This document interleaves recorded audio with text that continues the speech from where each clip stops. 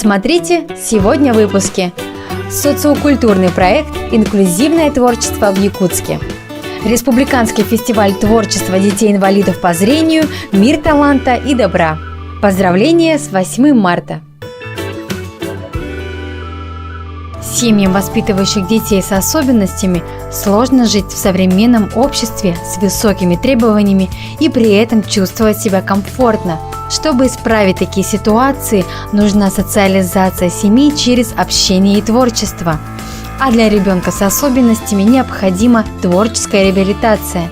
Благотворительным фондом был организован и успешно проведен социокультурный проект «Инклюзивное творчество в Якутске» под руководством Ольги Захаровой. Цель проекта – создание инклюзивного пространства, способствующего раскрытию творческого потенциала, развитию талантов, культурной самобытности детей с инвалидностью и ограниченными возможностями здоровья, а также их здоровых сверстников. Идея организации социокультурного проекта «Инклюзивное творчество» пришло после организации первого фестиваля. У каждого человека свои звезды, да? То есть в первом фестивале опыт был такой, что коллективы приезжали и показали что-то, да? Потом уже разъехались, и такого продолжения ничего не было.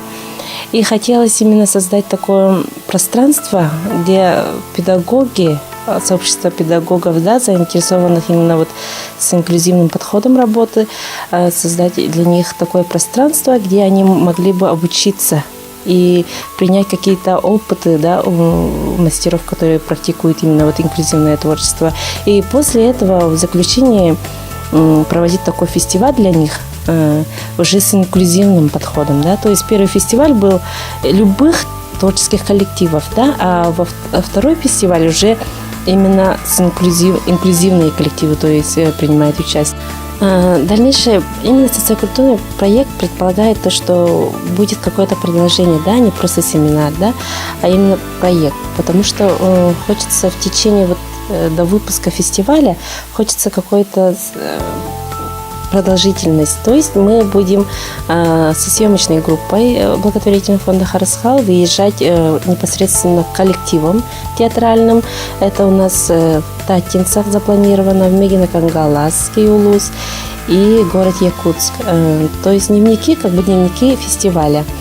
И дальнейшее тоже сотрудничество в рамках этого проекта будет это создание мастер-класса Лены Грим по режиссуре конкретно, да. И хочется по итогам этого мастер-класса выделить, проводить, организовать какой-то грант для этих коллективов, чтобы они поставили у себя качественную, хорошую работу для показов фестиваля, для участия в фестивале. Семинары, тренинги, мастер-классы провели ведущие специалисты Якутска по различным темам. Председатель общественной организации «Движение без барьеров» Афанасий Лаптев провел семинар по пониманию инвалидности.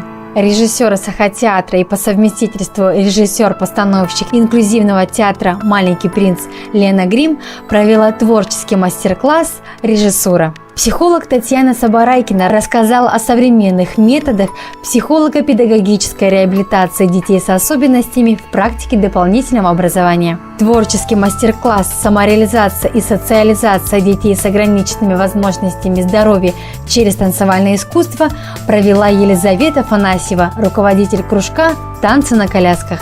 Помимо якутских специалистов, своим опытом работы поделилась гостья из Санкт-Петербурга Нина Бергер, доцент кафедры истории и теории музыки Санкт-Петербургской консерватории имени Римского-Корсакова. Особенности обучения детей с ограниченными возможностями касаются вариативной части вот этой разработанной системы. Инвариантная, она одинакова для всех, и для будущих профессиональных музыкантов, и для тех, у кого проблемы со слухом, со зрением, опорно-двигательные проблемы, ДЦП и так далее, так как мы обучаем языку. Вот язык у нас одинаковый для читателя и для писателя. Если читатель знает язык, значит писатель может создавать свои шедевры, поскольку будет востребован. Вот я подхожу с этих позиций. Поэтому инвариантная часть, она абсолютно одинакова для всех, а вариативная часть уже другая. То есть, если у нас для детей со слуховыми проблемами будет ритмодактиль, то для детей со зрительными проблемами система нотной записи по Брайлю и так далее. То есть это уже вариативная часть. Участники проекта получили основные принципы работы и практические навыки по организации творческой инклюзивной среды, а также узнали психологические особенности работы с детьми с инвалидностью и их родителями. Семинар это полезный, хороший, и я впервые на таком семинаре участвую, и мне очень понравилось, потому что это очень полезный семинар для нас. Тема инклюзии меня интересовала и интересует давно, в последнее время же, да, потому что в садиках приходят дети с ограниченными возможностями. И, конечно, встает вопрос перед нами, как с ними поступать. И поэтому я быстро собралась и перешла на этот семинар. Семинар очень понравился, потому что здесь глубже узнаешь о таких детях же, да. И мне очень понравился о театральном творчестве, да, Лены Грим. Я открыла для себя слово «инклюзия», я об этом ничего не знала. Оказывается, есть такое понятие «инклюзивное обучение». Дети должны себя развивать в окружающей среде, не ограничивать ни в чем себя, со сверстниками вместе быть. Это очень интересно. В этом семинаре мне запомнилось очень мастер-классы с Леной Грим. Там вообще мы от души все открылись. Мастер-класс нас вдохновил к творчеству с детьми. Каждое творческое пространство в рамках проекта является уникальным и отражает потребности общества в инклюзивном творчестве детей. Социокультурный проект объединил педагогов, желающих получить полную информацию о накопленном опыте педагога-мастера. Участники проекта освоили и в дальнейшем сами будут использовать разработанные и апробированные на практике программы, с которыми они познакомились в рамках проекта. Каждый ребенок уникален, и у каждого свой способ восприятия мира. В этом главный принцип инклюзивного образования. Инклюзивное образование – это возможность любого ребенка получать знания по программе с индивидуальным подходом. Это значит, что ваш ребенок получит равное внимание с учетом его особенностей и возможностей. Выбирая школу для своего ребенка, проверьте, есть ли в ней инклюзивный подход. Дети должны учиться вместе. В Якутске прошел республиканский фестиваль творчества детей-инвалидов по зрению «Мир таланта и добра», который состоит из двух направлений – прикладное и исполнительское творчество. В первом направлении участники конкурса продемонстрируют работы, выполненные своими руками. Это шитье, аппликация, вышивание, выжигание по дереву и многое другое. В рамках исполнительского творчества ребята показывают свое мастерство в следующих номинациях: вокал, инструментальное исполнительство и хореографию. Мы это традиционно ежегодно проводим фестиваль детей-инвалидов, народное детское творчество. Как видите, каждым годом увеличивается репертуар, улучшается качество исполнения. Чувствуется, что действительно дети работают. Так что я думаю, труд их должен считаться более достойным, и дети этого заслуживают. Мне понравились песни.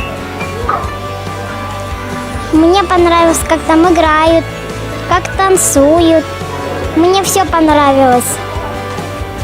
Все. Наши дети очень готовились, переживали. Конечно, мы, родители, переживали.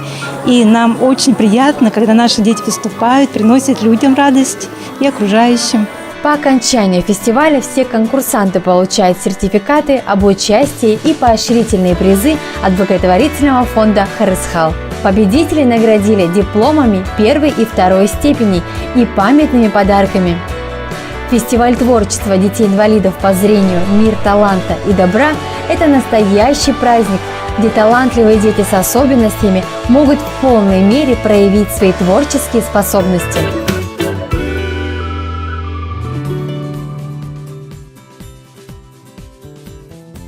Мою маму зовут Оксана Алексеевна. Мою маму зовут Анна. Маму зовут Ирина Садовна. Мою маму зовут Айталина Викторовна. Мою маму зовут Мария Рожина Юрьевна. Она у меня красивая. Заботливая. Но немножко строгая тоже. И очень заботится обо мне. Я поздравляю свою маму, Бабушку, маму и своих сестер. Желаю вам успехов, здоровья, хорошего настроения. по работе тоже. 100 путей и дорог вокруг, обойди по свету. Мама – самый лучший друг. Лучше мамы нету.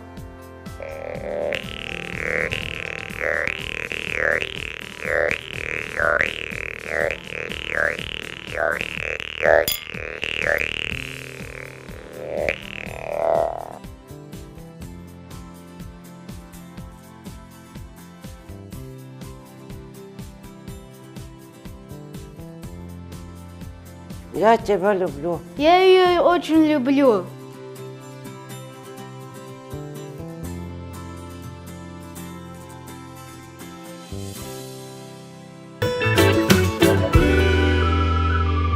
Все дети имеют одинаковые права, независимо от цвета кожи, пола, возраста, особенностей или религии. Они имеют право на равный доступ к образованию, на защиту от дискриминации и на полноценную семью.